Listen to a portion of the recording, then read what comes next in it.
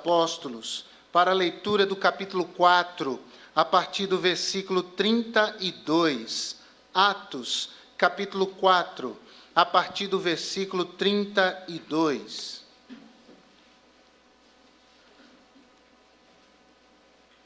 Atos, capítulo 4, a partir do verso 32.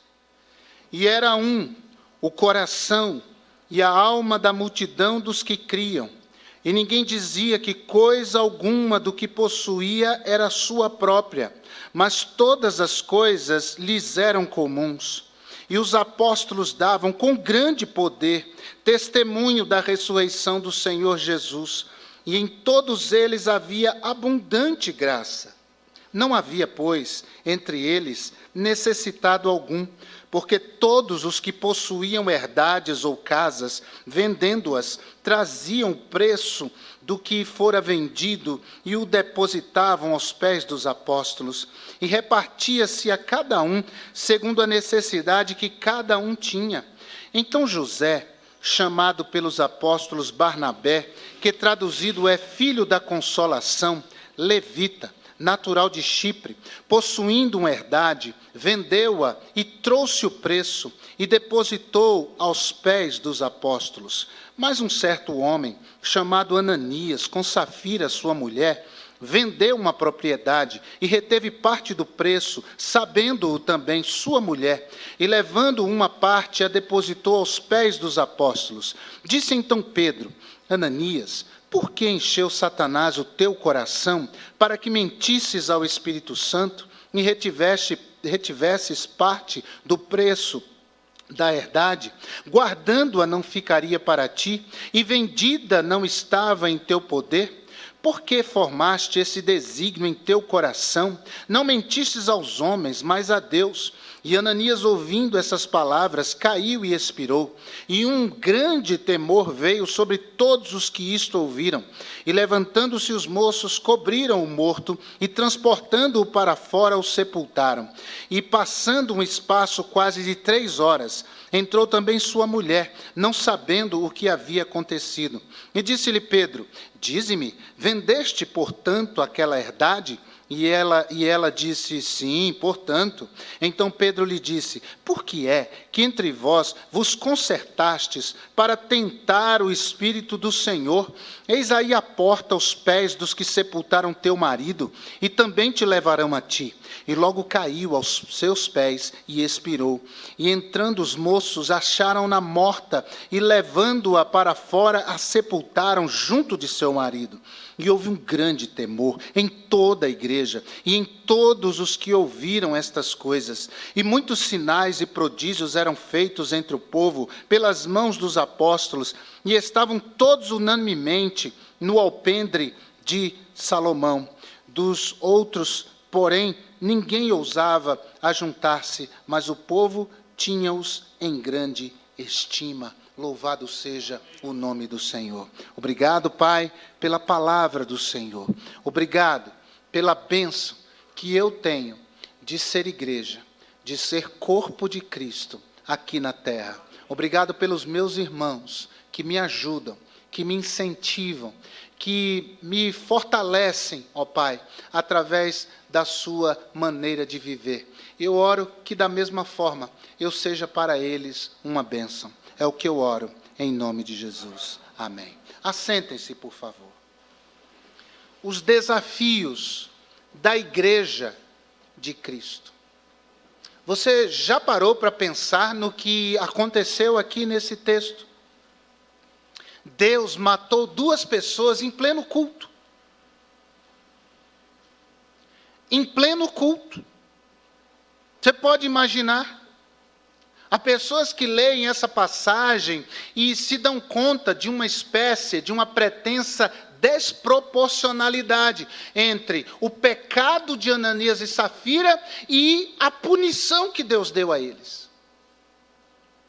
Mas acontece que com essa atitude drástica, dura, Deus tinha um propósito discipulador, disciplinador.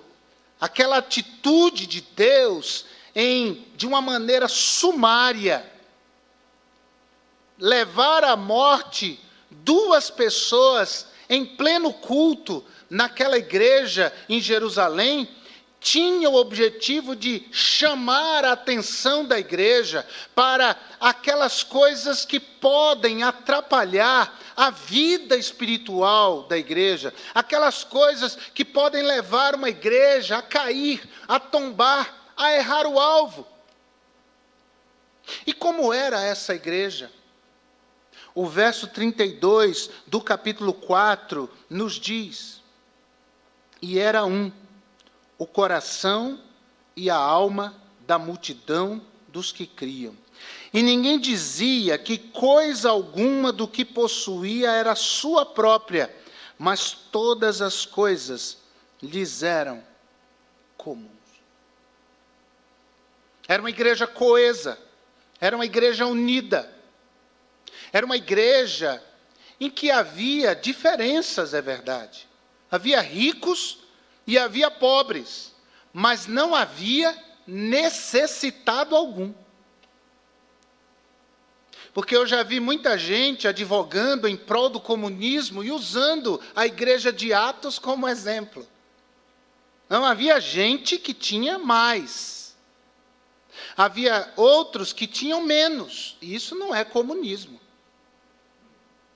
Mas o que a Bíblia diz é que não havia necessitado algum. Isso é justiça social. No dia em que o Brasil, embora tenha ricos e pobres, tiver pessoas que não têm necessidade, que têm o que comer, o que vestir, que têm o trabalho, que têm um teto debaixo do qual proteger e acomodar sua família, então nós viveremos num país de fato justo. Mas o que vemos não é isso. Há aqueles que são ricos, há aqueles que são pobres, e há aqueles que são miseráveis. Gente que levantou hoje, que não teve nada para comer. Isso é injustiça. E aqueles que retêm o poder na mão, não estão preocupados com isso. Mas Deus está. E é por isso que Deus julga essa nação. Sabia disso? É uma das causas porque Deus julga esta nação. O fato é que ao tomar essa atitude em relação a Ananias e Safira, Deus estava querendo mostrar à igreja de seu filho Jesus do que ela deve se ocupar, o que ela deve valorizar, o que é que ela deve vigiar, o que é que ela deve cuidar, o que é que ela deve fazer.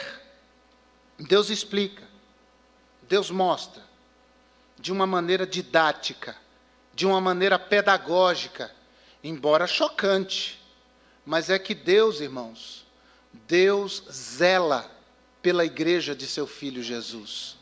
Seu Filho Jesus deu a vida pela sua igreja, deu a vida por mim e deu a vida por você. Não foi uma brincadeira. Imagine você dar o seu filho para morrer por pessoas que não mereciam. Imagine você dar o seu filho para ser martirizado por pessoas que mereciam o inferno. Pois Deus sabe o valor que isso tem. E Ele zela pela igreja de seu Filho Jesus. E sabe aquilo que a mina, sabe aquilo que a enfraquece, sabe aquilo que tira dela a possibilidade de fazer diferença nesse mundo perdido, nesse mundo de trevas. E com essa atitude de Deus, chocante, marcante, o Senhor Deus ao mesmo tempo estava desafiando aquela igreja.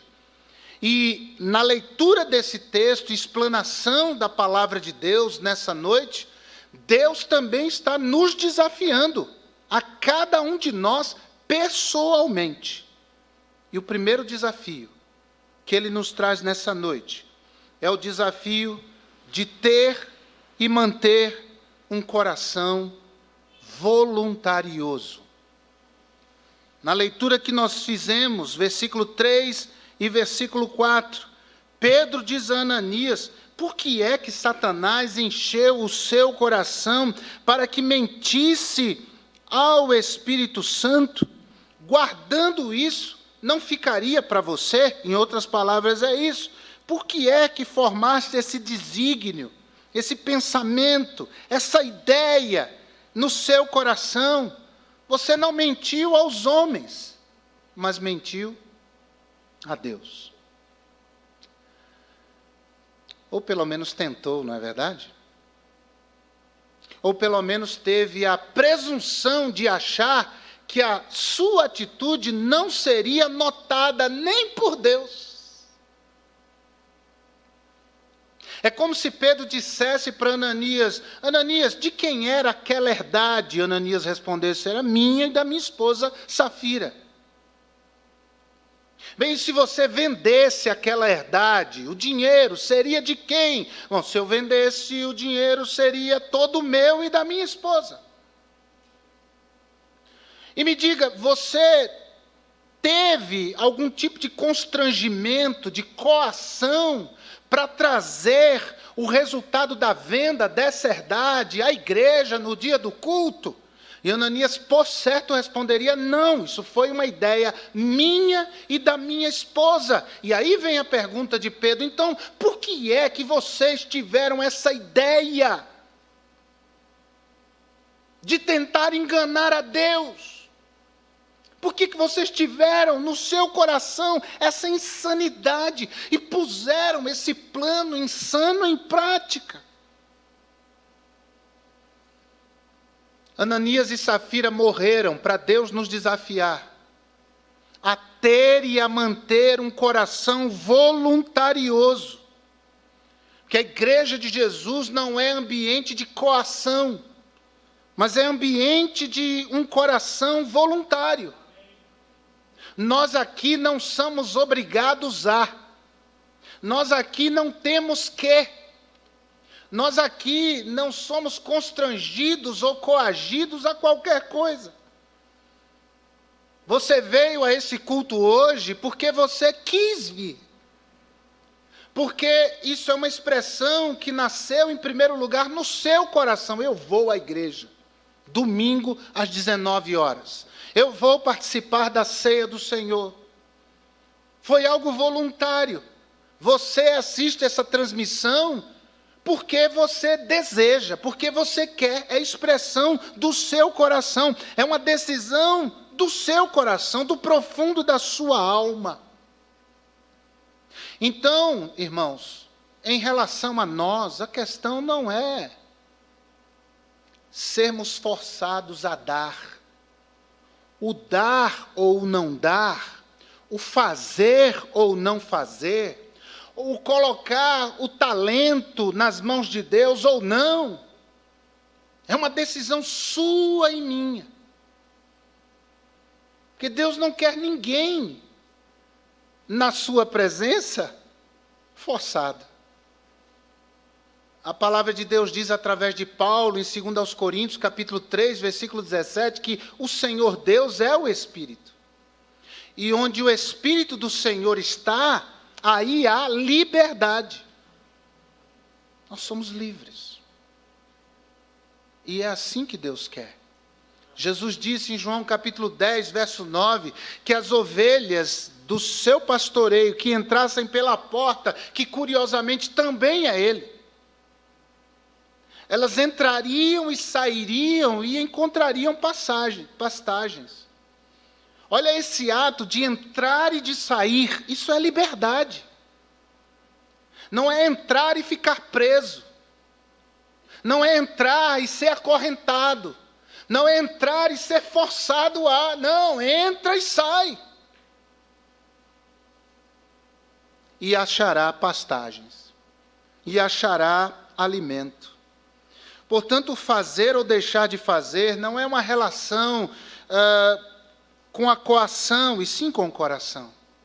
Não é uma relação com a lei, e sim com a graça. E sim com um coração voluntarioso. Em 2 Coríntios, capítulo 9, interessante, a partir do verso 6, o apóstolo Paulo vai discorrendo sobre aquela ajuda que as igrejas estavam recolhendo para ajudar os crentes que estavam passando por situações difíceis lá em Jerusalém, estavam passando inclusive fome, privação, e Paulo diz assim para aqueles irmãos da igreja em Corinto: cada um contribua segundo propôs no seu coração. Não com tristeza,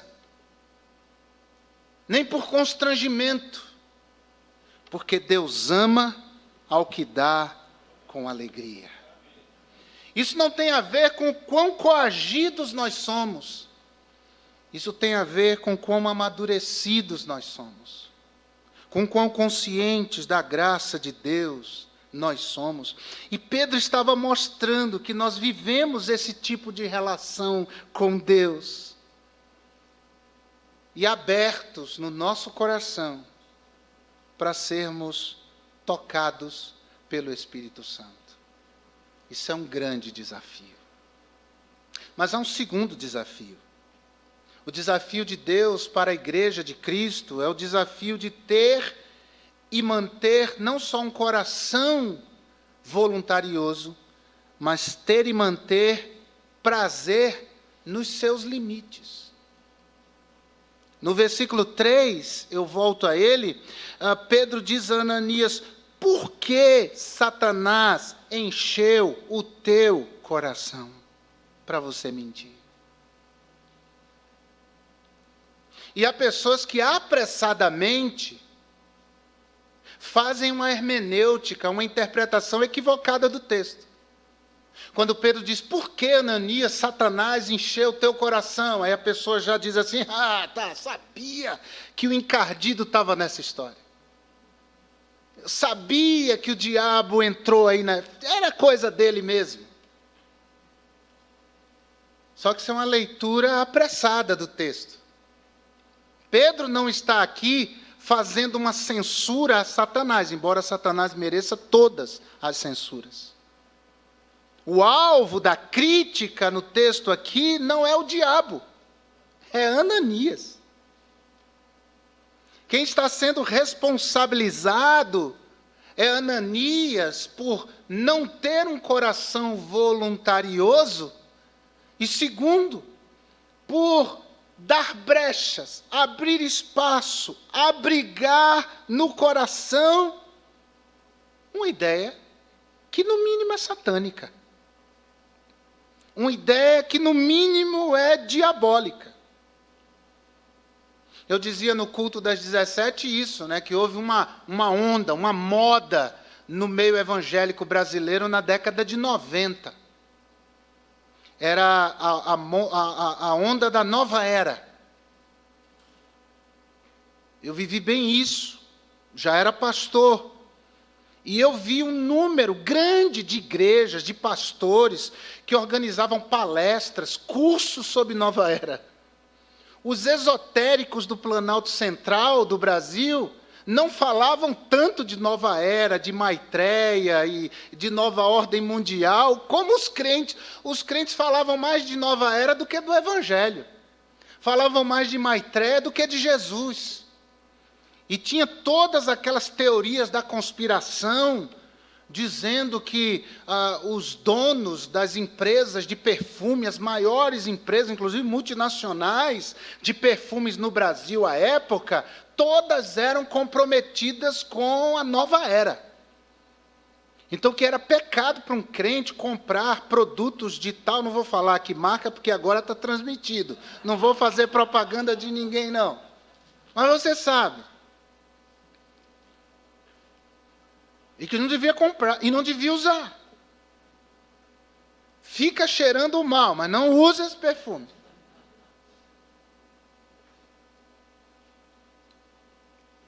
A moda passou. Por isso que eu nunca gostei disso. E aqui reitero a minha posição, eu sei que é a posição dessa igreja. Nossa igreja não entra em modinha evangélica. Não entra em modinha. Porque estão fazendo lá isso e tal. Não, a gente não entra em moda, porque a moda passa. E eu me converti aos 11 anos de idade, e já tenho 50, e vou para 51 essa semana. E eu já vi muita moda. Dente de ouro, já vi igrejas que racharam, igrejas que deixaram de existir por causa de modinha de dente de ouro. Depois eu conto para vocês que não acompanharam isso, o que é isso? Deus virou dentista de repente. Era a moda do G12. Destruiu igrejas isso. E modas, e modas, e modas, e modas. Cuidado com as modinhas. A gente tem que se firmar na palavra de Deus, porque a palavra não muda. A moda muda, a moda passa e igrejas são destruídas. Muitas dessas modinhas não advêm nem do diabo, mas do coração de gente, cujos fins justificam os meios. Fato aqui é que Ananias e Safira foram responsabilizados por causa das brechas que eles deram ao diabo, e não foi o diabo que foi censurado. Efésios 4, verso 27 diz: não deis lugar ao diabo. Um crente não pode ser possuído por Satanás, não pode. Mas um crente pode dar ouvidos. Como é que é isso? O diabo não sabe o que eu penso. Mas o diabo observa a gente, os demônios nos observam, gente, nos estudam. Eles, ao estudar-nos, a prestar atenção na nossa conduta, no que a gente fala, no que a gente faz, eles identificam nossos pontos fracos. E não é que ele vem e fala no ouvido da gente, não é isso. Mas é que ele usa pessoas e usa circunstâncias para nos conduzir, para nos induzir àquilo que ele está querendo que nós façamos. Ele sabe que eu sou tentado em algumas áreas e em outras não. Em outras que eu não sou, talvez você seja. E nas que eu sou, talvez você não seja. O fato é que ele vai trabalhar dessa maneira. Pastor Samuel Barreto falava a pastores e dizia isso. Irmãos, o diabo vem para destruir o pastor, para acabar com ele. E ele usa situações da área moral, financeira, para destruir o pastor. Mas se esse pastor ele é fiel a Deus, é piedoso e ele fica firme na hora da tentação, o diabo muda o foco, ele vai para a esposa do pastor. Porque ele sabe que se ele conseguir prostrar a esposa do pastor, ele consegue atingir o pastor. Mas se a esposa é uma mulher de Deus, serva do Senhor e busca Deus em oração e é vigilante, resiste, ele vai aos filhos do pastor. E ele tenta destruir, porque ele sabe que se ele destruir os filhos do pastor, ele vai atingir o pastor. Eu vou pegar a ideia, e creio que tem fundamento do pastor Samuel Barreto, e dizer que isso não é diferente de vocês. Qual é o espaço que o diabo tem na minha vida? É o espaço que eu dou. É a brecha que você dá. É aquilo que você acha que não tem problema. É ali que ele entra. É ali que ele explora. É como se ele metesse um pé de cabra naquela brecha e forçasse para abrir. E dizer, é aqui onde eu vou trabalhar. É aqui onde eu vou edificar algumas coisas. É aqui que eu vou destruir esse que se diz filho de Deus.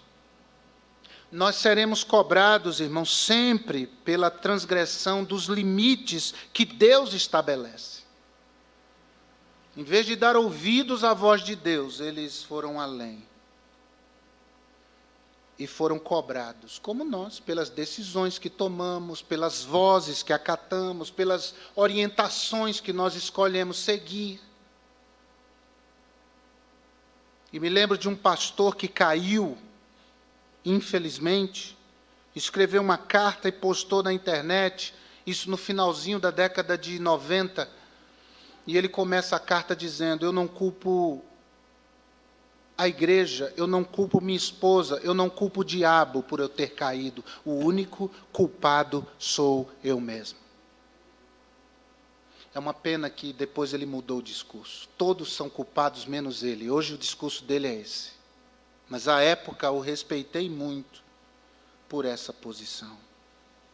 A palavra de Deus diz que nós devemos vigiar, porque o diabo anda em derredor, bramando como leão, buscando a quem possa tragar. Eu não tenho uma mente demonizada.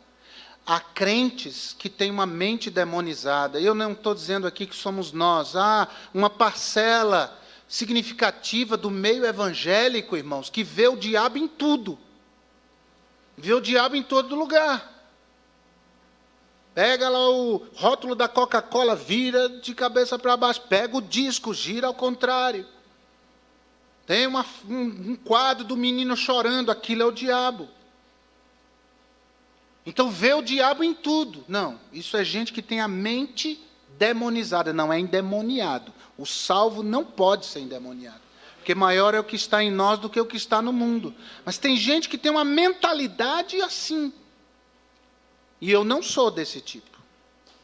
Eu evito e penso muito antes de dizer: o diabo está trabalhando, viu? Temos que orar porque o diabo, muitas vezes não é o diabo, é a carne das pessoas. Às vezes a gente fala do diabo e o diabo passa lá longe e diz: eu não estou aí, não tenho nada com isso, isso é coisa sua.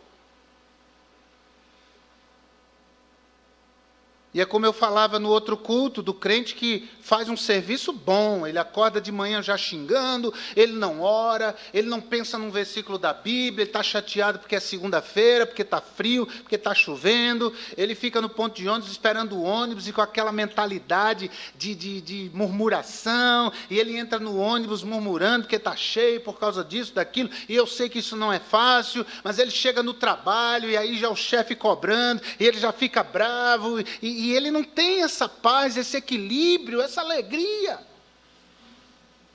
E o diabo vê isso aí, irmão, um demônio diz assim: pessoal, folga hoje, folga para vocês, não precisa fazer nada para atrapalhar esse miserável, porque ele já dá conta sem a gente. 2 Coríntios capítulo 5, verso 10. Importa que compareçamos perante o tribunal de Cristo, todos nós. Um dia Jesus vai nos cobrar e não vai dizer assim: meu filho, que pena o diabo, né? Não. Um dia Jesus vai nos cobrar e dizer: por que é que você deu lugar? Por que é que a tua carne sempre falou mais alto? Por quê? Isso é um grande desafio. Mas também há um terceiro desafio para a igreja de Cristo. O desafio não só de ter e manter um coração voluntarioso, de ter e manter prazer nas regras que Deus nos dá, nos limites que Deus nos dá, mas também o desafio de ter e manter um viver genuíno. E eu volto meus olhos para o verso 4, o final do verso 4. Quando Pedro diz: não mentistes aos homens, mas a Deus. Por quê? Por que essa frase final, aos homens? Porque o problema da mentira de Ananias e Safira era mais do que a questão do terreno. Era mais do que a questão da herdade. Era muito mais do que isso. O problema de Ananias e Safira era mostrar uma aparência que não correspondia à sua essência. Esse não mentistes aos homens dá um indicativo. Vocês quiseram mostrar para as pessoas uma coisa que vocês não eram. E só não contavam que Deus estava vendo isso. Para Ele você não consegue mentir. Não dá para esconder. E eu afirmo isso, irmãos, baseado no contexto anterior. E por isso comecei lendo Atos capítulo 4, a partir do verso 36.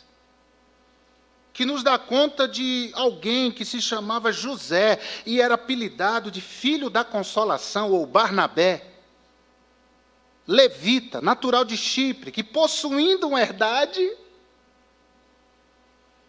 vendeu-a e trouxe o preço e depositou aos pés dos apóstolos. Eu não posso afirmar, mas eu imagino que Ananias e Safira estivessem naquele culto no dia que Ananias e Safira, no dia que Barnabé trouxe o dinheiro de uma herdade que ele tinha, ele vendeu e trouxe para investir no reino de Deus, na causa de Deus. E por favor, isso é expressão de um coração voluntarioso. Aqui ninguém diz, traga o seu auxílio emergencial todo e dê. Ninguém aqui faz isso. Isso aqui é igreja séria. Tem gente fazendo isso. Ninguém aqui diz, venda seu carro, sua casa, pegue o dinheiro e traga tudo para cá, que Deus vai te dar muito mais. Ninguém faz isso não, porque a Bíblia não diz isso. Mas a Bíblia reconhece expressões voluntárias de um coração. Terminou o culto aqui, das 17, uma irmã em Cristo chegou e ela disse assim, pastor, eu estou chegando na igreja, estou há pouco tempo na igreja, eu não estava dizimando na minha igreja e eu decidi pegar todos os dízimos ou toda a oferta, enfim, que eu daria lá durante os meses que eu não fui e dar aqui hoje. E me entregou um envelope grosso.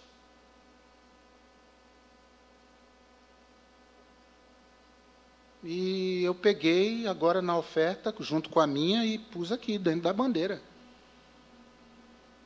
Esse tipo de expressão voluntária de um coração é perfeito. Eu já vi isso acontecer outras vezes. Mas ela não quis aparecer.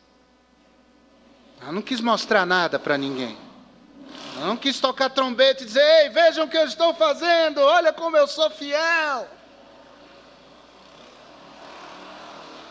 O problema de Ananias e Safira, irmãos, é que eles quiseram dar uma de Barnabé.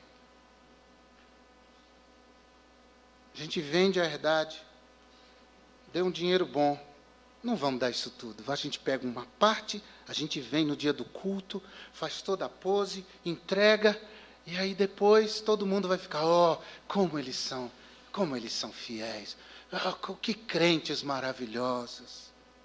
Eles construíram uma personagem. E Deus sabe, irmãos, que gente que é personagem dentro da igreja é instrumento para matar a igreja. Eles puseram uma máscara de santidade, de religiosidade, de espiritualidade. E Deus sabe que máscaras atrapalham o desenvolvimento da igreja de Jesus. Esse foi o problema. Usar máscaras na igreja de Jesus é o mesmo que posar de Barnabé sendo Ananias e Safira, meu Deus do céu. E quase todo crente tem uma história para contar. Eu fiz um negócio com aquele irmão achando que ele era um Barnabé e no final me dei mal, ele não cumpriu a parte dele e eu descobri que ele não é Barnabé coisa nenhuma, ele é um Ananias. A minha filha foi passar o fim de semana na casa da filha de uma irmã, que eu achava que ela era Barnabé, mulher de Deus. E aí a minha filha voltou contando um monte de coisa lá. E olha, eu entendi que aquela mulher lá de Barnabé, ela não tem nada, ela é uma Safira. Eu vi aquele pastor pregando lá no púlpito, olha que bênção, eu disse, esse homem aí deve ser um Barnabé, mas convivendo com ele eu percebi, ele não é Barnabé coisa nenhuma, ele é um Ananias.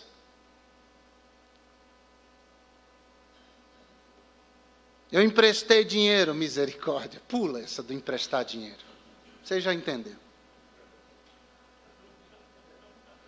O grande inimigo da igreja é o pecado da igreja.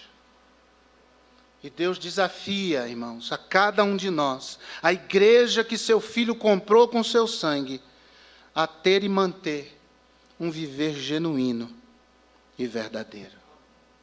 Porque um dia as máscaras caem.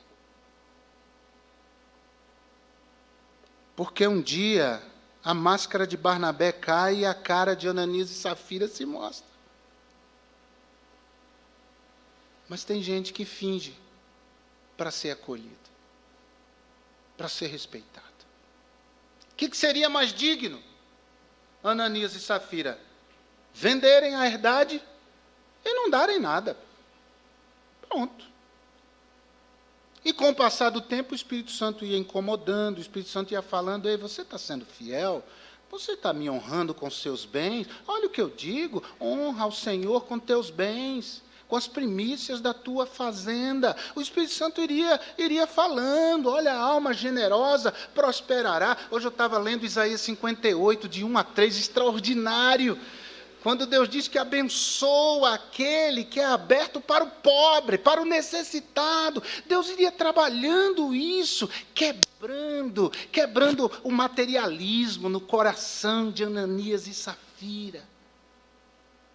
A avareza, que é idolatria, a Bíblia diz. E um dia eles iam mudar.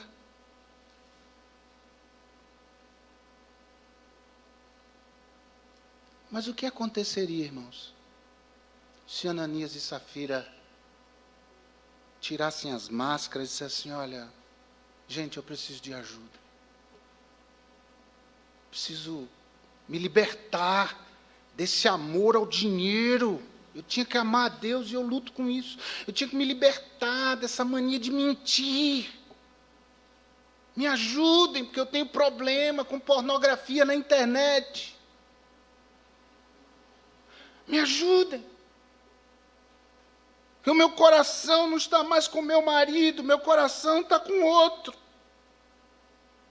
Não aconteceu nada, mas o meu desejo é para ele. Me ajudem. Eu estou com essa dificuldade do cigarro, eu não consigo me libertar e eu parei de lutar sozinho, preciso de ajuda. O que aconteceria? Será que Ananias e Safira seriam abraçados ou seriam julgados? Seriam amparados ou condenados? Seriam elogiados pela aparência, ou melhor, pela transparência? Ou seriam queimados no meio da congregação e todo mundo vai se afastar deles? É esse tipo de desafio que Deus nos faz. Ser uma igreja que vive uma vida genuína, verdadeira. Não esperem um pastor perfeito. O que passou aqui por 60 anos, que eu saiba, não era. E eu andei 17 com ele, muito intimamente. Diga-se de passagem. Homem de Deus, pastor Josué. Mas quantas vezes aqui no púlpito ele diz: eu não sou perfeito? Quantas vezes? Muitas vezes. Então não esperem de mim perfeição. Eu estou lutando dia a dia para que vocês vejam em mim coerência. Perfeição é complicado. Mas eu quero lhes dizer o que disse a igreja no culto às 17. Eu preciso de oração. E você também, viu?